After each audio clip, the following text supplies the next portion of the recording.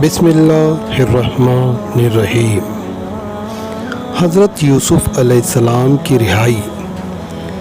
जब खुदा को मंजूर हुआ कि हज़रत यूसुफ़ को कैद से रिहाई मिले तो इसका सामान इस तरह किया गया कि बादशाह मिस्र ने एक अजीब व गरीब ख्वाब देखा।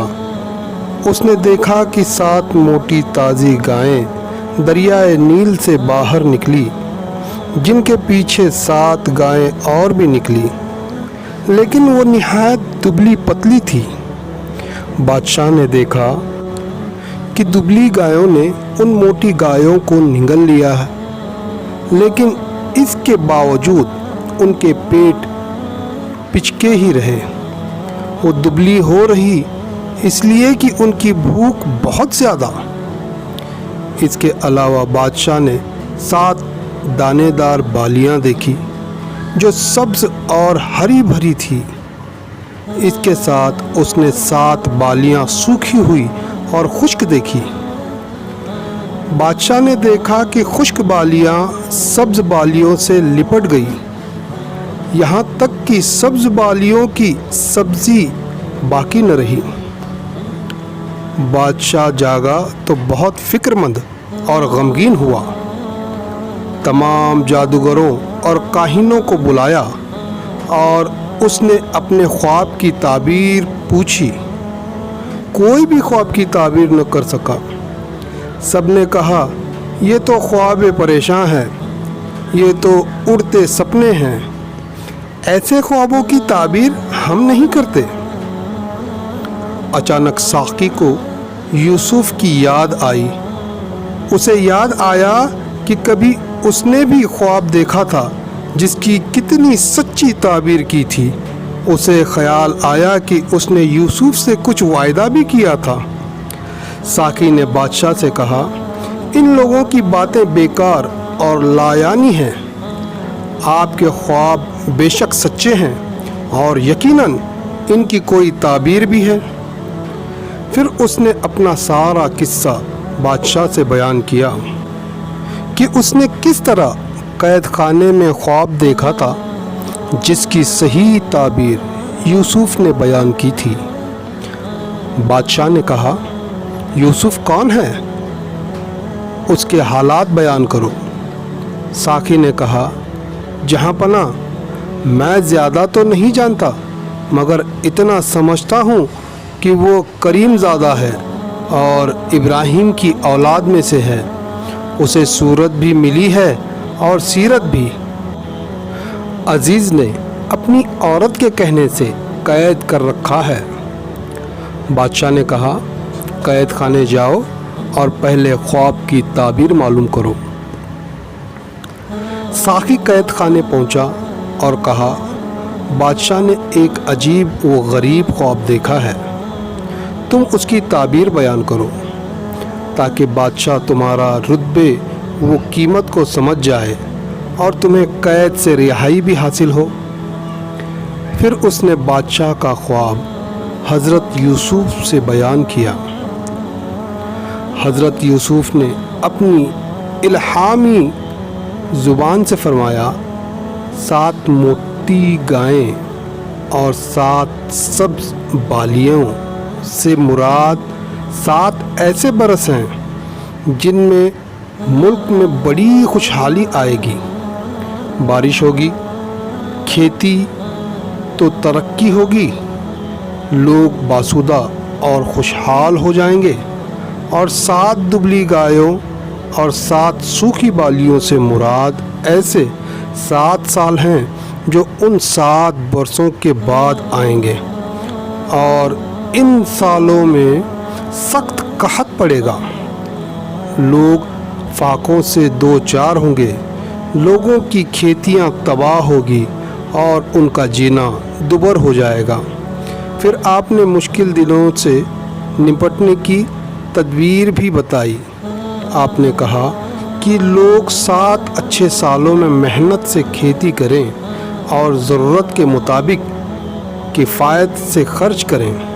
अनाज को बालियों समेत कहत के दिनों के लिए भी बचा रखें। कहत का ज़माना गुजरने के बाद फिर दिन फिरेंगे, बारिश होगी और लोग आसूदा और खुशहाल हो जाएंगे। साकी ने जब कैद खाने से लौटकर बादशाह से उसकी ख्वाब की ताबीर बयान की तो बादशाह को यकीन हो गया कि ये उसके ख्वाब की सच्ची ताबीर है और काहिनों और नजूमियों की बातें सरासर गलत है। बादशाह ने हुक्म दिया यूसुफ को कैद से रिहा किया जाए। वो यूसुफ से मिलने का बड़ा मुश्ताक हुआ। साकी ने कैद खाने में पहुंचकर हज़रत यूसुफ से कहा, बादशाह ने तुम्हारी रिहाई का हुक्म दे दिया है। वो तुमसे मिलने का बेहद आरज़ूमंद है। अब तुम मेरे साथ बादशाह की बारगाह में चलो और तमाम फ़िक्र व रंज को बिल्कुल भुला दो। हज़रत यूसुफ ने कहा, ऐसा ना होगा। तुम फिर बादशाह के पास जाओ और कहो, उन लोगों का क्या हाल है जिन्होंने अपने हाथ काटे थे, यानी जो महफिल में बेदस्त और बेतदबीर होकर रह गए थी। जब बादशाह तक हज़रत यूसुफ का ये पैगाम पहुंचा तो वो बहुत हैरान हुआ और साकी से इसके बारे में जानना चाहा।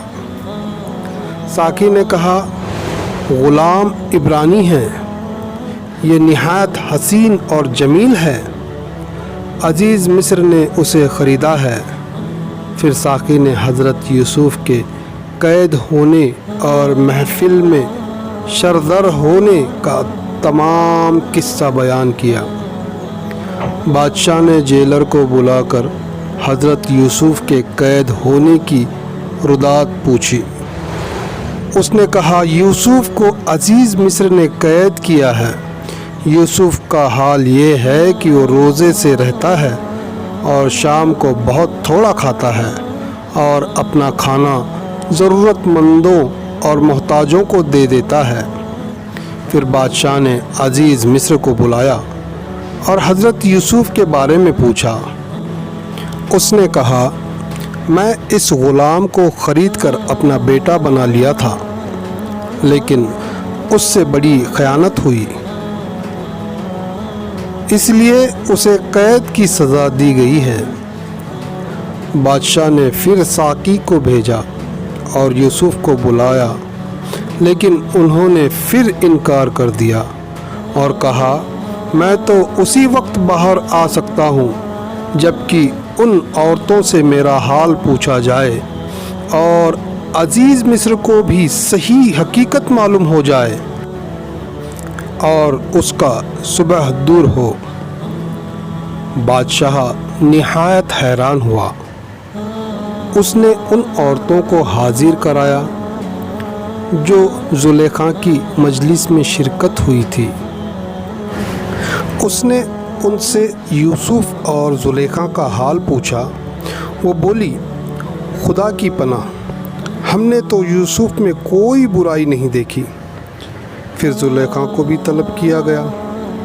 उसने कहा, अब जब बात यहाँ तक पहुँच गई है तो मैं सच्ची बात नहीं छुपाऊँगी।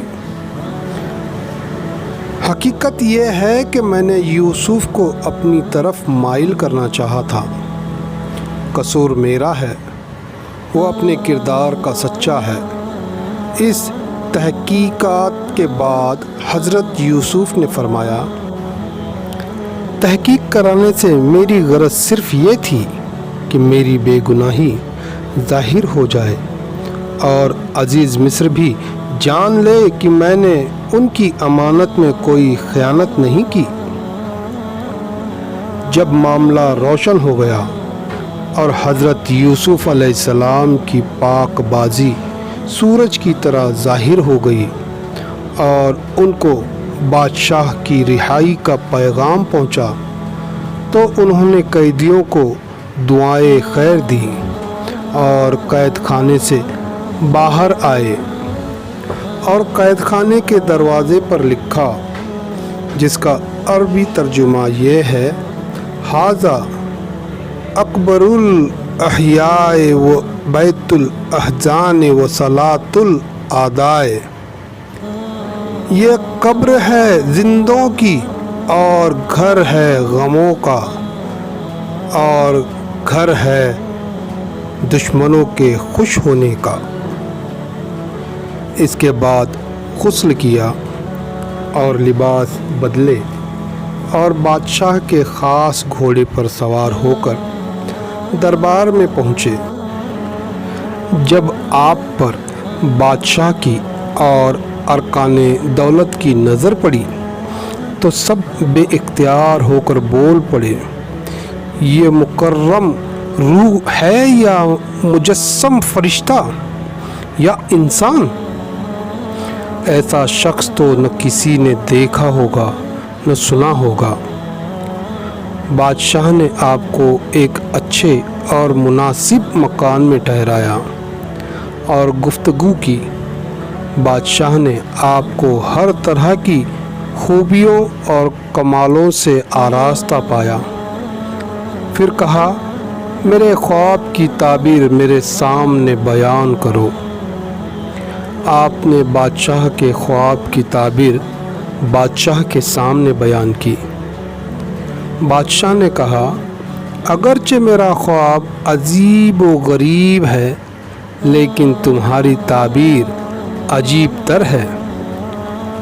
اب یہ بتاؤ، قحط سالی کی مصیبت سے رعایا کو کیسے بچایا جائے؟ حضرت یوسف نے فرمایا، ملک کے تمام حاکموں کو حکم دو کہ وہ مصر کے تمام کسانوں کو تاکید کرے کہ وہ کھیتی کے کام میں ہرگز سستی نہ کریں اور اپنی پیداوار میں سے غلہ بالیوں کے ساتھ قحط کے زمانے کے لیے جمع کریں۔ غلہ کام میں بس اتنا ہی لائیں جتنے کی کم سے کم ضرورت ہو۔ بادشاہ فکر مند ہوا، اس مشکل کام کی نگرانی کی ذمہ داری کس کو سونپی جائے؟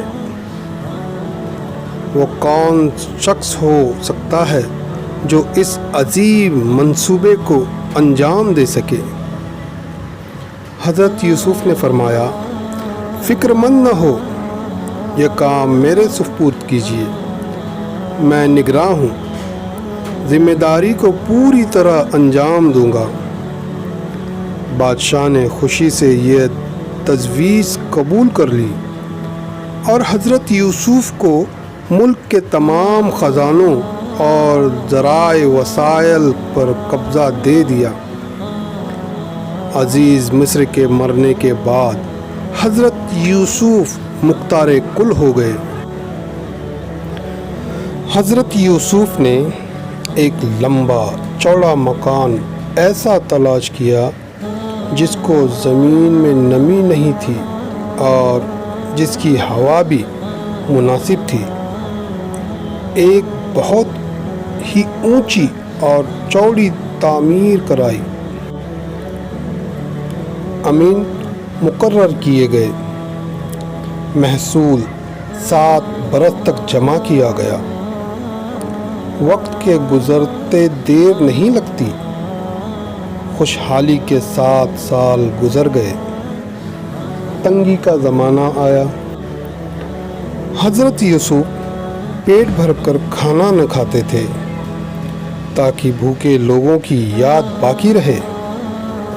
قحط کی آگ ایسی پھیلی کہ کیا امیر کیا غریب سب دبلے اور لاغر ہو گئے۔